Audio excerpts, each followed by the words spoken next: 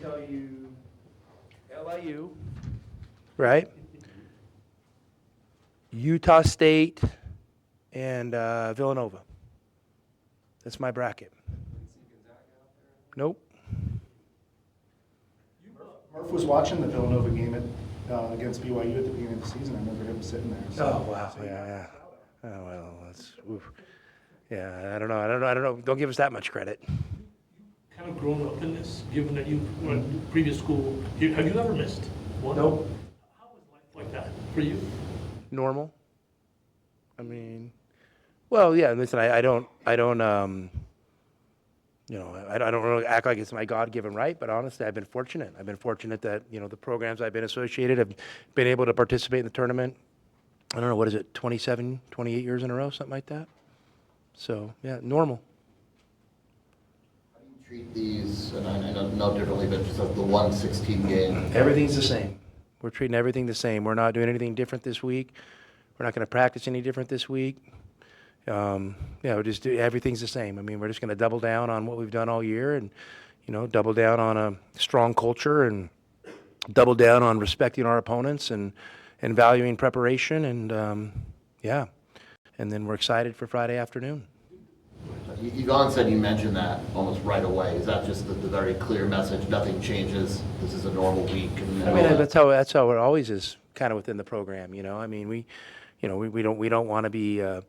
We understand what the tournament is, and that it's an exciting thing for a lot of people. But there's spectators and there's participants, and we're participants. So we'll let you guys have all the fun with it.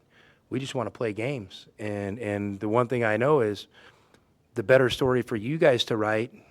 There are better stories for you guys to write the longer we play, and the more games we play. So we're going to approach it one game at a time and go from there. We're not going to get out ahead of ourselves. Did the previous four help? Does the previous four help you this year?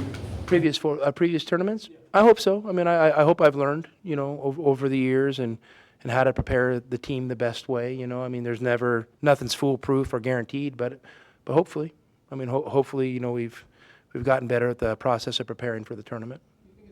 Maybe just a little tougher this year, just because you've done so well. Even you were saying you can't go to Momo's without getting mobbed or whatever. You know what I mean? Like, there's a lot of hype and interest in you guys right now. I mean, guys, I want to get done with this interview and I want to go home.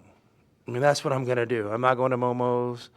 I'm not going to be out and about the town. So, yeah, I mean, I just told our guys the best thing we can do is just kind of stay out of the spotlight a little bit and do our normal obligations and just kind of lead our normal lives. And the guys need to go to class and, do all their normal stuff. And I'm going to do my normal stuff. And, I mean, it's been a good process. So I don't know why we'd want to change that right now.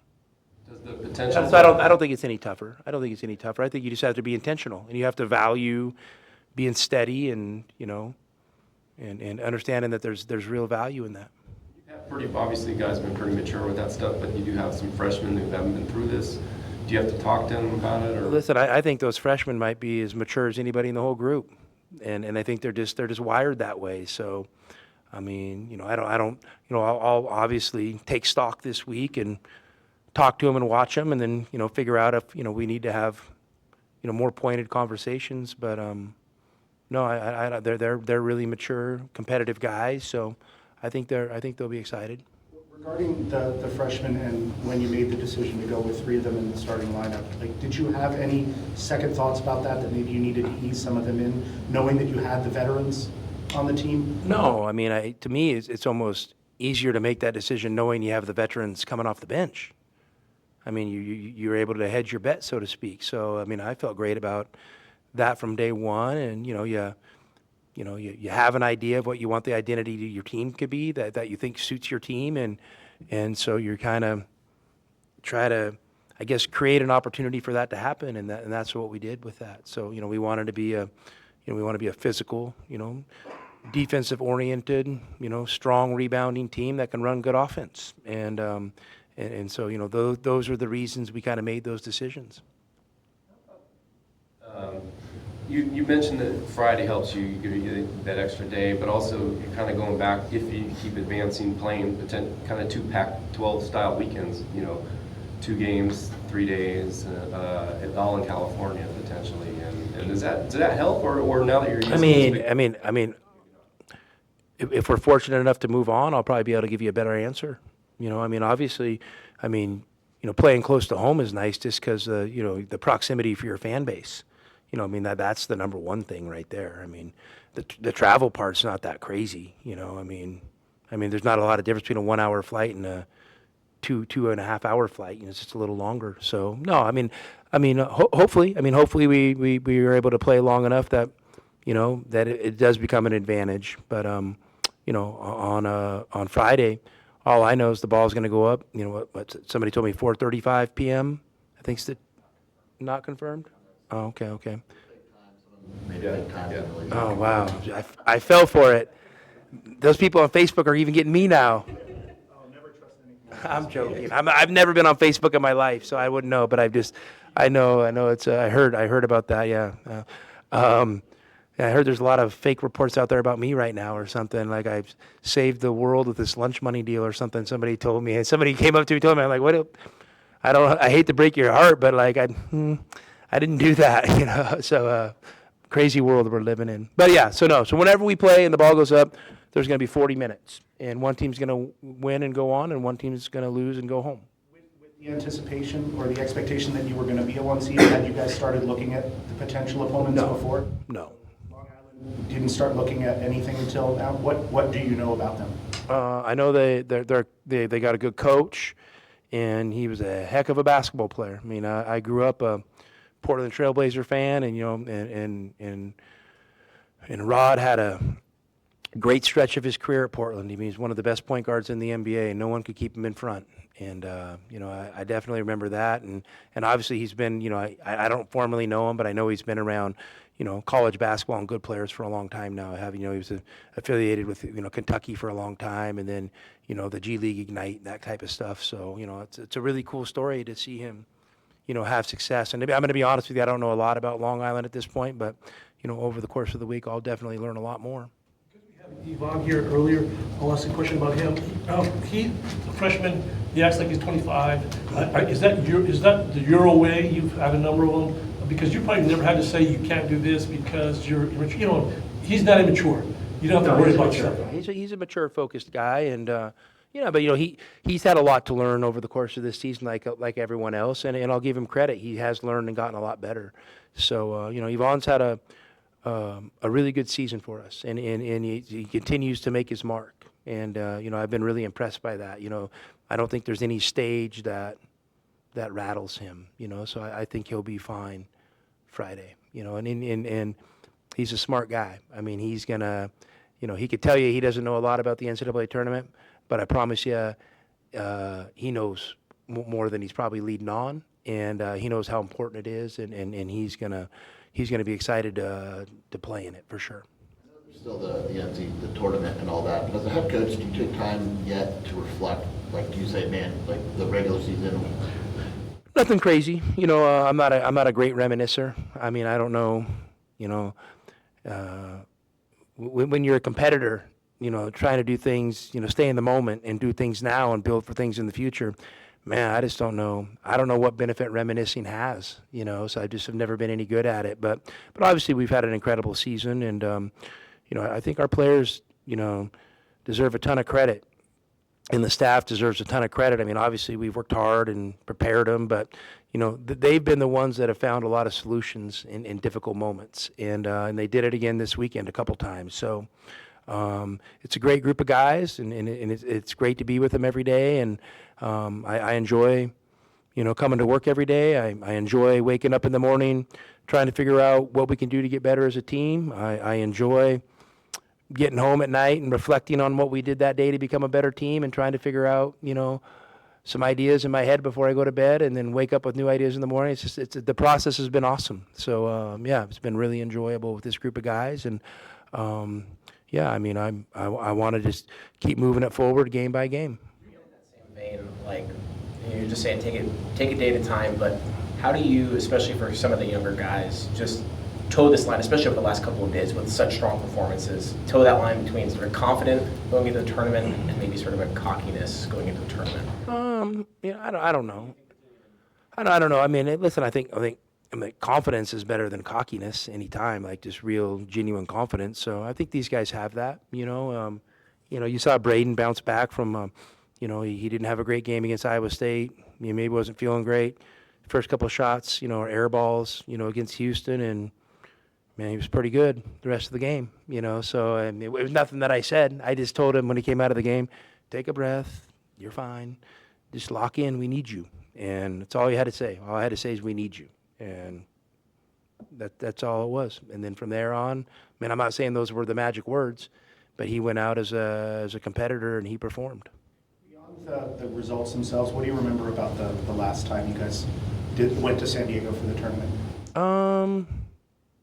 Yeah, I mean, it was obviously an exciting time. It was my first year as a head coach, and I think we had really kind of come out of nowhere, and I think Tucson was still trying to figure out if this was real or not, and so yeah, it was exciting, and I think it was exciting for the players. It was exciting for me, because none of those players had been to the NCAA tournament.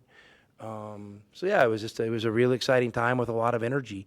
I think obviously now I'm way more settled in, than I was back then. Hopefully I'm a better coach than I was back then, and yeah, and I know this group is, I hope they feel the same excitement, and it'll be a good task for our staff this week to make sure that the energy and excitement is there for what's coming.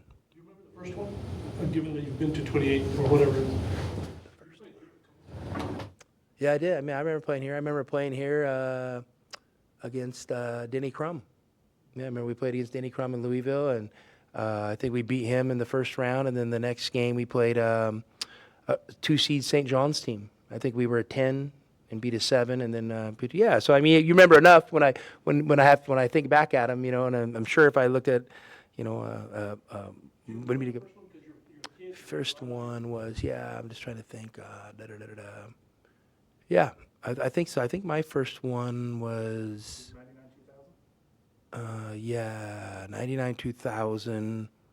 So the year before I was gone. No, they won in the Elite Eight, or lost in the Elite Eight to UConn in Phoenix.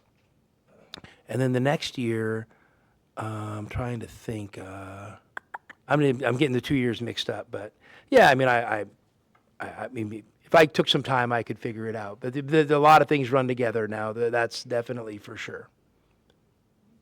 Team, and we've talked about this, how versatile this team is, obviously successful as you've had. Do you feel like as a coach, is it easier sometimes to prepare for teams knowing, okay, if this doesn't go right, we know this is going to happen? And you saw a little bit of that in the Big 12 tournament, right?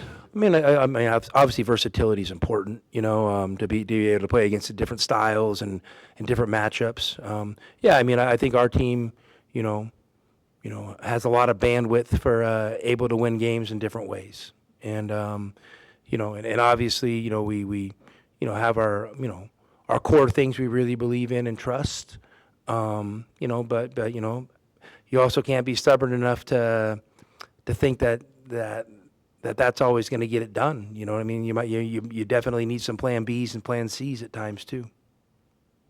Made some kind of jokes about Kansas City and Vegas and stuff over the week, but maybe kind of one of the constants was the sort of auxiliary units that go with the team, so the pet band, palm line cheer, stuff like that. We just asked Yvonne too, he's obviously been kind of fond of them and made a difference in college basketball this year, but just, what does that mean, kind of having that piece of home that goes with you? I think it's really cool. I get so busy and kind of laser focused on what I'm doing that a lot of things in the periphery that I'm not, paying attention to. But it is really cool when they're in the hotel lobby for the send-offs, and it does make you feel like, okay, yeah, we're doing something special, and people are behind us. That support matters, and yeah, I mean it's really cool. It's really cool that it matters to so many people, and I tell people all the time, I have a job I love.